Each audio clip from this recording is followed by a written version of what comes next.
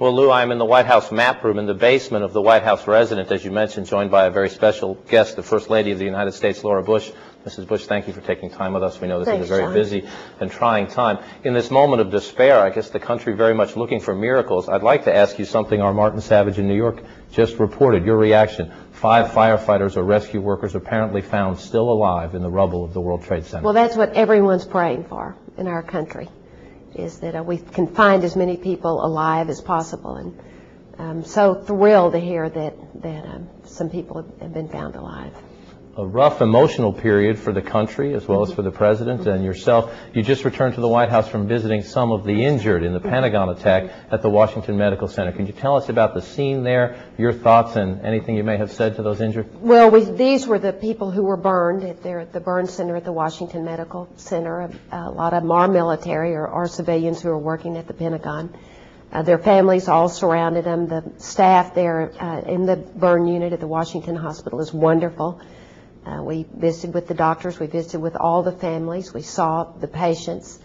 And most of them are doing quite well. A number of them, of course, are still on ventilators from smoke inhalation, so they couldn't speak, but they could blink at us. And their families were surrounding them with love. And I told each one of them, and I know what I said was right, and that was that every single American is praying for them. And I think they were comforted by that. You are the First Lady of the United States, but you are also a parent, and you are a former school librarian. I understand you have sent a letter to school superintendents around the country today asking them to take a little time to speak to the children, and you think parents should do that as well. Explain your thoughts on that. Well, I actually sent a letter to children, to the letter for elementary school children and a letter for junior high and high school students, and asked the school superintendents to distribute that letter to the schools in their state. I want students to know that everyone in our whole country reassures them that they're going to be taken care of, that they're going to be safe. I know that as all of us deal with our own emotions that have to do with this tragedy, we need to be very careful about our children. We know that our children are suffering from the same sadness and the same feelings of fear and confusion that adults are. And so I hope that parents will really pay very close attention to their children, to be honest with their children about their own feelings, but also to reassure their children that they're going to be there for them and that they'll be taken care of. Your thoughts on, I assume both you and the President have spent some time watching these harrowing images, commercial jetliners flying into the World Trade Center. Your own thoughts on seeing these pictures and then the devastation caused by these attacks? Well, and that's one thing I want to say to parents, and that is don't let your children see these pictures over and over. Try to protect your children from these pictures of destruction, especially your young children, but even elementary school age children shouldn't watch this all the time. I think it's too frightening for them, and so I hope parents will turn off the television and think of something constructive to do with their children.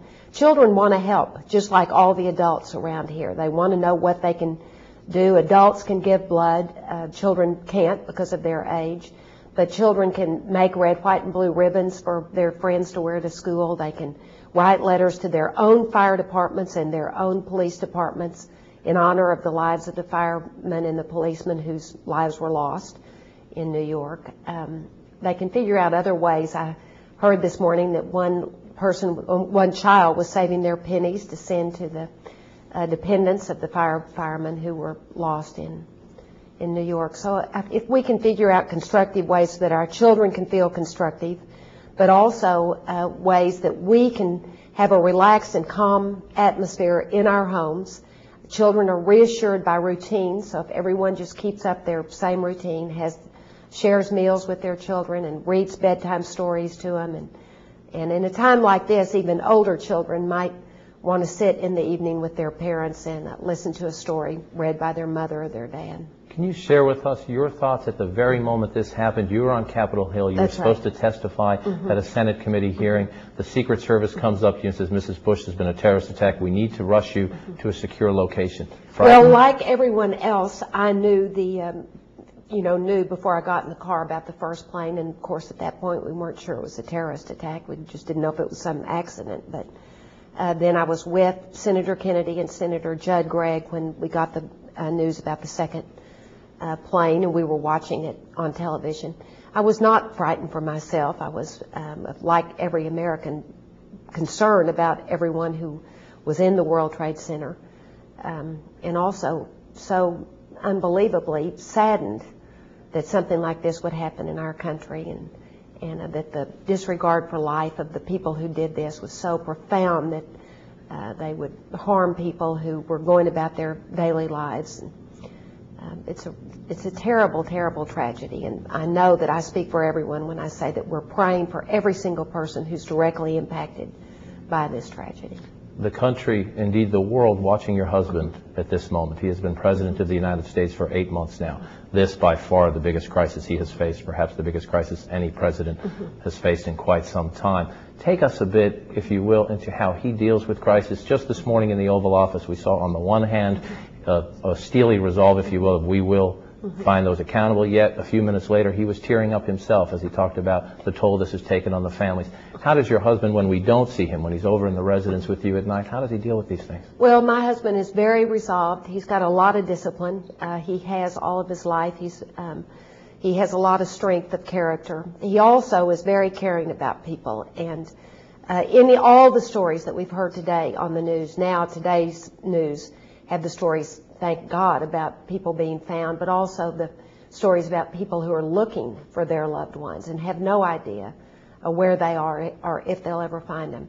Those stories touch his heart. They touch my heart. I know they touch every American's heart. But he has a very firm resolve, and he also has a lot of confidence about our country. That we're not going to be brought to our knees by something like this, that everyone, Americans are standing shoulder to shoulder.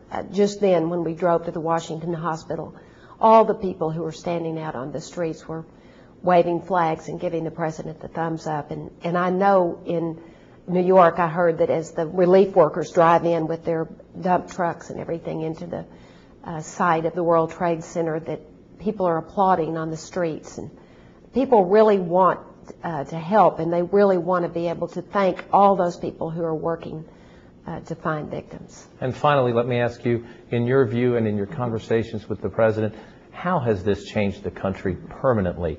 We obviously see more security. The airports are more open today. But how much freedom, if you will, do you think Americans will have to give up now in the name of security? I mentioned just as one example, in a Pentagon briefing a short time ago, the Undersecretary of Defense saying matter-of-factly that there have been combat air patrols flying over Washington and other major cities in the United States in recent days. Has this transformed us forever? Well, I don't know about that. I certainly hope not. But I also think that people are very willing to be inconvenienced when they have to wait in a line now in an airport or something else, that now they certainly are more than willing to do that.